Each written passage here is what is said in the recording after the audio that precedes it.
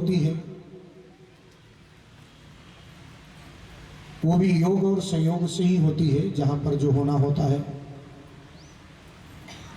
लेकिन जो मोक्ष का साधन है वो आत्मा भटक रही, क्या हो रहा है। जैसे कुछ लोग बोलते हैं कि ये ऐसे आकस्मिक इसकी मृत्यु हुई तो ये प्रेत बनेगा, बाद में मोक्ष होगा। ये सब गलत सोच है। प्रेत योनि भी होती है और वो 84 लाख योनियों में ही आती है।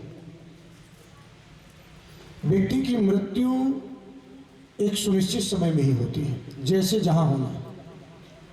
जैसे देवकी के 6 पुत्रों को कंस ने मार दिया, अब उसको सोचना पड़ेगा कि ये भी तो आकस्मिक मृत्यु है। उसने जबरदस्ती मार दिया तो एक्सीडेंटल मौत, मतलब एक पापी के अंदर भाव आया, उसने मार दिया, तो वो सुनिश्चित था। लेकिन किस योनि में जाना है, प्रेत योनि में जाना है, कहां जाना है, ये सब कर्म के अनुसार होता है। कर्म अगर बुरा है, कर्म में दोष है, तो उसके अनुसार उस व्यक्ति को योनियों में जाना पड़ता है। प्रेत योनि भी उसी प्रकार की योनि है जैसे कोई व्यक्ति मनुष्य योनि में जन्म लेता है, चिड़िया की योनि में जन्म लेता है, कुत्ते की योनि में जाता है, ये सब चीज जाता है, उसी प्रकार एक प्रेत योनि भी है।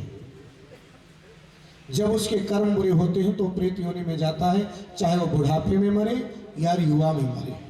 ध्यान देना। दूसरी बात, कोई कुंवारी लड़की है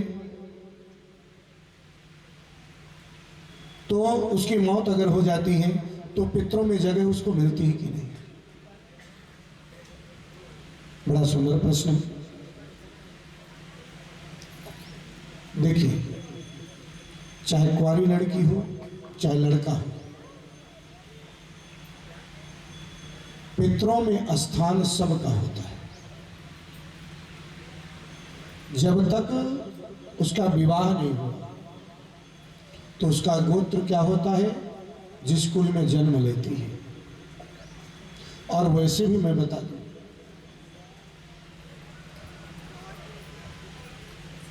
जो ये संबंध जुड़ते हैं जीवन में, पत्नी पति का, दोनों कुलों में बराबर अधिकार होता है।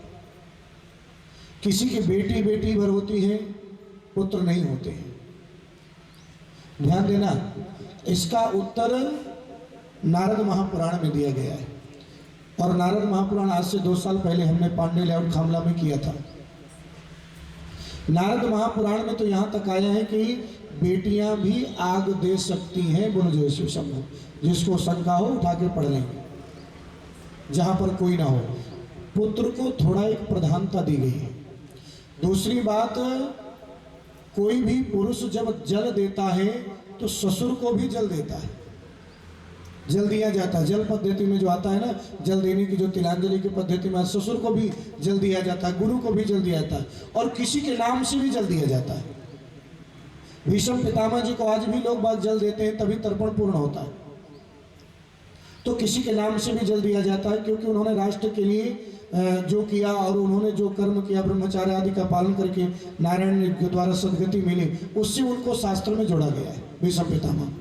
तो जो कन्या है, जब उसका विवाह नहीं होता तो वो उसी कुल में मानी जाती है, उसी कुल के पितरों में मानी जाती है। जब आप मातृपक्ष का जो भी श्राद्ध कर्म करते हैं उसमें उसको अपने आप भाग मिल जाएगा, उसको स्पेशल करने की जरूरत नहीं पड़ती है। मातृपक्ष का जो श्राद्ध होता है माताओं का, उसमें उसे अपने आप सब कुछ मिल जाता है। ध्यान दीजिएगा। तो उसमें उसको करने की जरूरत नहीं होती। हाँ, जब विवाह हो गया तो उसका भाग उधर ससुराल में भी चला जाता है, लेकिन अगर इधर भी कोई करता है तो उसको भी भाग मिलेगा। यानी दोनों पक्षों के सदस्यों को दोनों तरफ से भी भाग मिलता है, और वो दोनों तरफ के पितरों में उनकी गिनती भी होती है इस शास्त्र के अनुसार।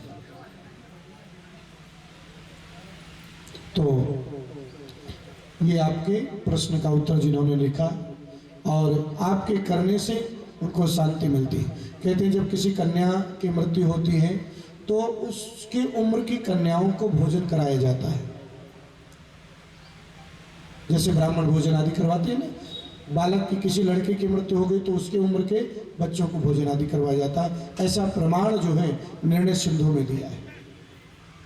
लेकिन यज्ञोपवीत संस्कार या विवाह आदि के बाद जब मृत्यु होती है तो उसके बाद उस योग्य ब्राह्मणों को कराया जाता है जिनका जनेऊ संस्कार या विवाह आदि हो गया है। ऐसे व्यक्तियों को भोजन कराया जा सकता है। भला जनेऊ संस्कार किया हुआ ब्राह्मण किसी भी व्यक्ति की अंतिम संस्कार के भोजन में बैठ सकता है, उसकी जरूरी नहीं कि शादी हो, लेकिन जनेऊ संस्कार युक्त ही ब्राह्मण बैठ सकता है जो व्यक्ति विवाह के बाद किसी की मृत्यु होती है। ध्यान दीजिएगा। तो आज हम लोग और आगे कथा में बढ़ेंगे, लेकिन उससे पहले थोड़ा भगवान भोलेनाथ की वंदना करेंगे। और आज आपको